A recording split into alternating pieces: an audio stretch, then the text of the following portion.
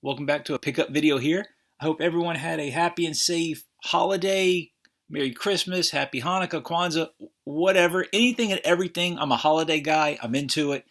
Whatever you go for, I'm with you 100%. If you don't go for anything, I hope you enjoyed your time off work. Got to hang out with some friends and family. So this is a pickups video for the last little over 3 months, plus some Christmas gifts sprinkled in. But first, I was going to talk about a few YouTube channels, kind of some house cleaning. First is a few videos back. I had a few videos, pickup videos now. I've been recommending channels. Well, one of those, Sega Lord X, is no longer up. However, I did find through his Facebook account that he quit YouTube due to health problems. He is, however, putting up videos on his Facebook account, which is just Sega Lord X. He deleted all the videos off of YouTube. He just basically said in a post that his personality type is he really wants something to succeed, and he wouldn't be able to let it go if he left it up, knowing it was just lingering there. And people were coming and going, subscribing, unsubscribing. It would bug him, and he'd want it to succeed, so he wouldn't be able to help himself. But his doctors told him he needs to move around a lot more, and those videos were taking way too long for him to do. If you do videos, any editing, you can get very sedentary with it because it can take hours and hours for even a basic video. Not on my end, just in the past, I've tried it before. But if you want to watch his videos, and they're a lot of fun, they cover tons of Sega games, Genesis, Dreamcast, Master System, Saturn especially. You can find him on Facebook. He said he might come back next year to do a podcast or something. So I hope he feels better, and hope he can jump back to YouTube, but only if his health permits. And if he does a podcast, I'll definitely be listening. He also does write-ups on his Facebook too, where he recounts when he bought a game, imported it back in the 90s, his thoughts on them, stuff like that. The second is Classic Gaming Quarterly has put up a video covering the SNES games during its first year or so. That's a great video. It's over an hour long, touches on everything. Highly recommend you go check that out. He also has a secondary channel called CGQ Plus where he just talks about childhood memories. That's also a lot of fun, so I recommend that. And recently I've been watching a lot of videos, which I'll get into why in a sec. Just wanted to give a special mention to a few channels here. Pete on a retro tip. He has just been knocking it out of the park lately with these videos about unreleased games for different systems. He does the YouTuber of the month still. And he's just a super friendly guy. I don't think I've ever seen him or anyone be rude to him or him rude to anyone. He's always positive, very nice when I've talked with him. He'll do pickup videos as well, and I've actually got a few titles from his videos. And the previous host of YouTuber of the Month, Novabug, I've mentioned him before because I do his Friday foursome responses. Another great guy. People don't like the word community, but those are the type of people I feel that make any of this the community that it is. They're very inclusive. They reach out to channels. They let channels make videos for them.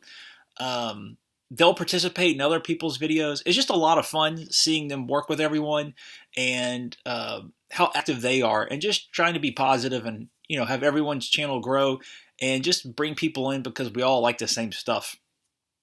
And a special mention to UK. I don't think I've ever said his name before, but he makes longer pickup videos, and those are the ones I really enjoy because when I'm at work, typing and looking at numbers and stuff. I hope you like my pantomime of typing, and somehow this was looking at numbers. His long videos are perfect. I can glance at my phone or my laptop, see what he's holding up, and then get back, and he'll talk about everything for a few minutes. Or if I don't get a chance to look at the game, maybe I already know what it is. It's fun just to hear his stories about what he's picking up, what's going on.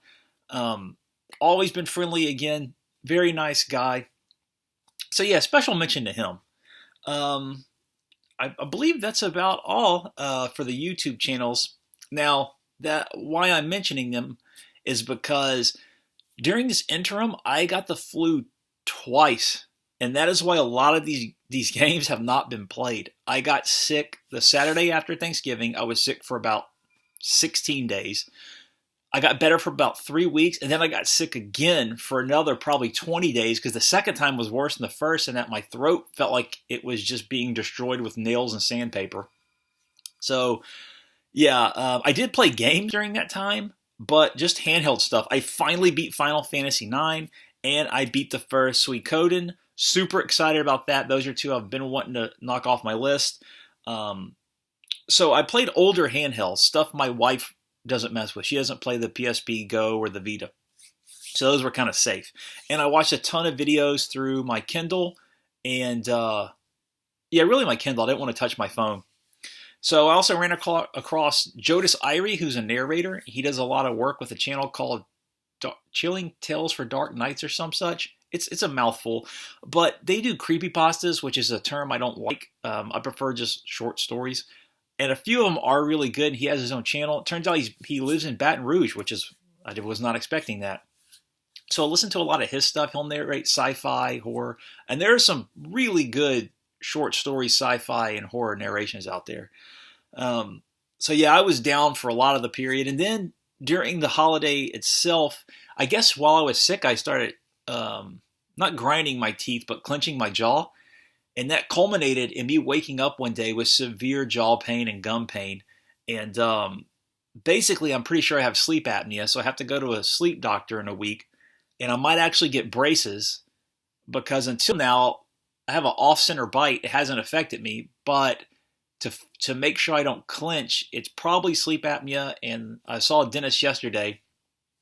She said it probably wouldn't hurt to get braces. Never wanted that at my age, but yeah, that's what I'm looking at. So 6 minutes in, and so let me just jump into this. I'll show some presents my wife got me. I love this little guy. She bought him off Etsy. If you've ever seen the movie Trick or Treat, she picked him up around Halloween time, and we just hung him in the house. She gave it to me early before I put him on the tree. This is such good quality. I cannot get over this guy. One of my favorite ornaments. Look at it. Even the sucker. Half bitten. So that's excellent. I think she still has some on Etsy too. The quality is... Sometimes people on Etsy really, really surprise me. She also bought me some books. I don't know if I have mentioned this before, but basically for books, what I like to do is I go on Amazon, I find used, the best condition I can for the price and for who has the best feedback. And we're serious gift givers in my family. Like I start buying gifts in September. My mom starts asking what we want in September.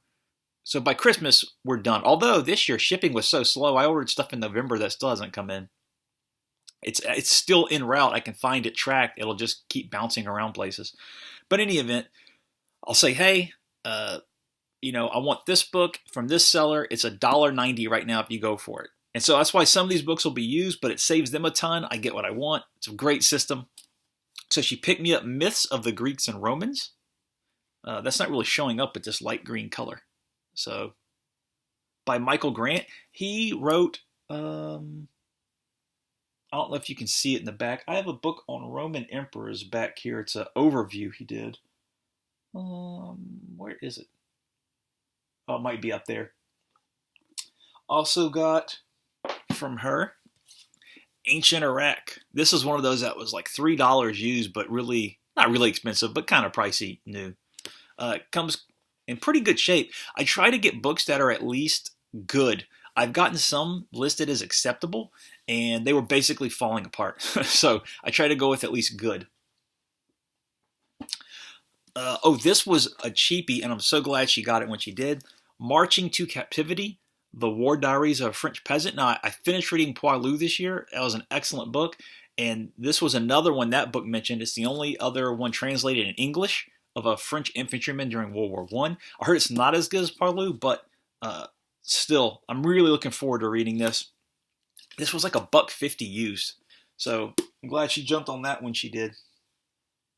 $1.50, $1.75, somewhere along those lines. And this is one she surprised me with. It's an art book for The Thing. We're both fans, pretty big fans of it. So you have some that are just kind of jokes, but there are some pieces in here that are really good. I'm pretty sure Mondo hired one of the artists to do the cover to their limited edition version of their board game, like this. That is great. Some of these I could actually frame if we didn't mind having a giant wall of nothing but The Thing. Let me find one more here. There's so many different artists in here too. I like the less comic booky. Let's see if I can find one. That's a good photo. That's a good picture. Yeah, so if you're a fan of The Thing, definitely check that out. A little something I bought myself. Sorry if it's shaking. I got to get the screensaver off here. There we go. Is the Suspiria soundtrack from Mondo. Now, I had just watched Suspiria for Halloween. This soundtrack is way more heavy than I thought it was going to be. Some of the songs just sound like pipes banging on each other. I was listening to it. My wife came out of the shower going, what in the hell is that? It's like, I thought it was the Suspiria soundtrack. But yeah, this is way more, like just sometimes it sounds like a bunch of noise. But I really like the art too. If I was more on framing and putting things up, Mondo has this one that looks really good, and that Castlevania 3 cover looks great. And the big thing she bought me, which you heard fall just now, was a Super Nintendo Classic Mini, whatever it's called. I actually felt really bad. She picked up one of these several months ago when they were going for a lot on eBay. Now, to be fair, I've never seen one of these in stores over here, like at all. They're just not for sale here. And on Facebook, I was saying that to McFly a while back, and he said, yeah, I was lucky to get one. When I did, he got one on really early. He happened to stumble upon one. And Heaven Cigarettes, he said, well, I see them. If anyone needs one, let me know. I could feel my wife staring at me from the corner of the room. Like I could sense like that. You know, when someone's thinking, don't do it, I could feel that, like the beam hitting me from across the room. But I figured she had gotten this for me because she kept saying, don't buy anything, don't buy anything, don't buy anything. Well, I would come back with like PlayStation 1 games and she wouldn't say anything. So I knew it had to be this because Walmart for 3 days in a row had these up. They each time sold out within 10 seconds. And I know it was within 10 seconds because they had a stopwatch going. I don't think I'm going to mod this because I think I might get the analog Super NT coming out. And also just, to keep it what it is the gift. Although, that's like a weak thing to not mod it and get everything. We'll see. But it was fun showing her on Christmas Day. She was wanting to see what everything was because she has limited experience with games. So she's wanting, oh, what's this? What's that? And I played Super Punch-Out a lot. Forgot how fun that game is. And so she was really getting into it, explaining what Final Fantasy 3 was, Star Fox 2. Because I was pretty sure she was getting this for me, I picked up this beforehand, which is the 8BitDo gamepad. So far, so good. The D-pad's a little stiff, but companies, it's not bad, don't get me wrong, but companies seem to have a hard time getting the D-pad right. But it's also for the Switch, so I had to buy this little receiver, which was like $10 to get it to work on here, and so far it's worked like a charm. My folks got me a few things. They got me the Monsters Anthology on DVD. I've been watching these on YouTube, and the quality's kind of grainy, but so far they've been fun. Not all of them are hits, but I am looking forward to making my way through all of it in its entirety. And I had never heard of this before, but it was on a recommended list. Thriller, a UK anthology. So my wife said she'd watch this with me. Let's see. Oh, a book on the Goths in the 4th century. Peter Heather and John Matthews. Peter Heather's done a bunch of work in late antiquity. And John Matthews actually wrote this really probably definitive work on Ammianus, which is right here. Ugh. So that's John Matthews' work. And that's an excellent book as well. Go back on the shelf. Okay. Oh, my wife also got me this, which I really wasn't expecting. It's a whopper. Ugh, it's the complete work of Bone. I picked up Bone growing up, but it was like $2.98 an issue back when comics were about $1.50 to $1.75. So I had to really want that issue because with limited, income, or pretty much no income, just whatever I could scrounge, I could either get an X-Men and a Spider-Man or a Bone. So I liked them, but I never could follow the story coherently because back then, if you missed an issue, you were just kind of screwed. We only had one comic book store in town, and they didn't get a lot of reprints. So she surprised me with that. And this bad boy is one I've been waiting on for ages. The landmark Julius Caesar. Do you know how long this has been in the works? It was supposed to be the landmark Polybius first, but that's still in production. This has been like 4 years in the making. I've talked about the Landmark series before. It's like the definitive version of a book. You have tons of footnotes, side notes, this really thick appendix section where in this one they talk about Roman currency, how we can tell today what day and date they meant back then, units of measurement. Plus, this features the Gallic War, Civil War, Alexandrian War, African War, and Spanish War. Now, Caesar didn't write all of those, but they believe one of his lieutenants finished up stuff like the African War. But yeah, pumped for this. I'm going to read this soon. I am going to do a book video soon. I have them in a box there to give away because my wife's library is going to open a free library in a park. But they just haven't got around to it yet. Something they're going to do in a few months. So I've been taking the books I don't want that I finish and putting them there.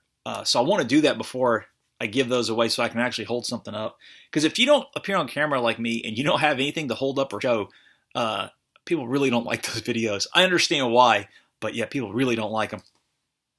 And I'm glad I did this. It reminded me. My Books A Million actually got the Retro Gamer with Superplay. I've heard so much about this in other YouTube channels, including, was it Maximum Power Up, who's been going through the Superplay 100, like 10 games at a time, and showing the cartridge and some gameplay and giving their thoughts on it, which is a very neat project. So yeah, I couldn't believe they got this one in. We got it in late though, probably months after the UK. This is something I've been waiting on for a minute, and it finally arrived. I kickstarted the Deadly Premonition board game. Now, my wife watched me play the video game, and she's heard me like wax on about how fun it is. So she is looking forward to playing this with me. And one thing I didn't bring is because it's her gift is a Louisiana version of Monopoly. Well, it's the New Orleans version. My dad got it for her. And I got to say, it was some sweet revenge. Now, when I wasn't feeling well, she was saying, I really want to play a board game when you get better. And I was talking so much shit about beating her in Ticket to Ride. Like, I was nonstop because I had been really improving in that game. And I will tell you this, I was humiliated. Like, it was such a bad loss. I could feel myself leave my body, see myself being beat, and feel sorry for me. It was 59 to 116. Like, I might as well not even have shown up. It was terrible. So, of course, because I was, bragging so much about how well I was going to do, and I did so bad, she mocked me mercilessly. So then we're playing New Orleans Monopoly. And it's Christmas night. I took a picture of our house Christmas Day. I'll try to put it up here. It's so cozy. The tree takes up a bunch of space in our living room. We have this It's a Wonderful Life finishing up on the TV. It's going great.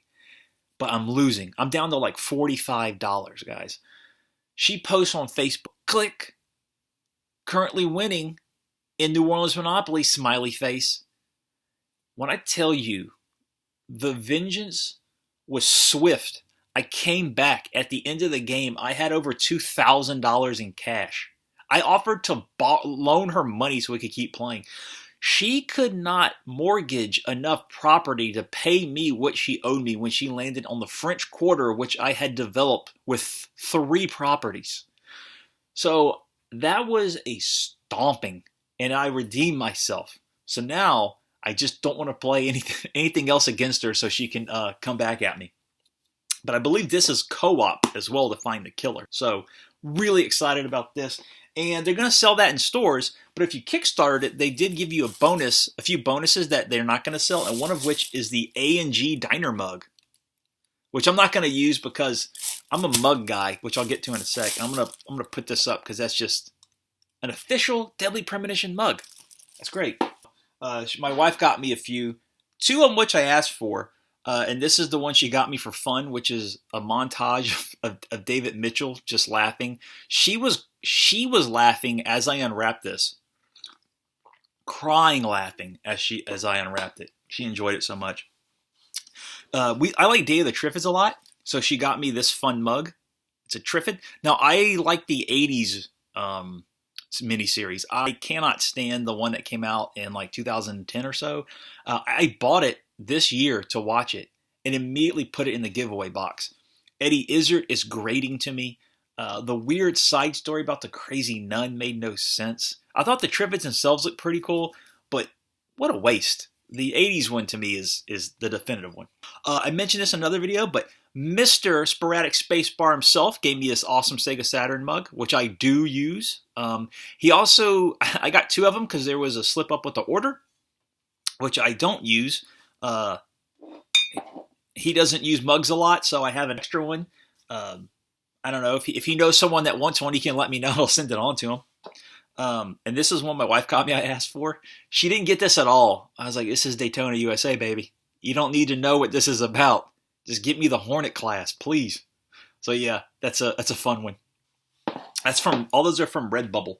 Okay, I guess I'll cut it off here. And next part will be the games, which I'll upload immediate after this.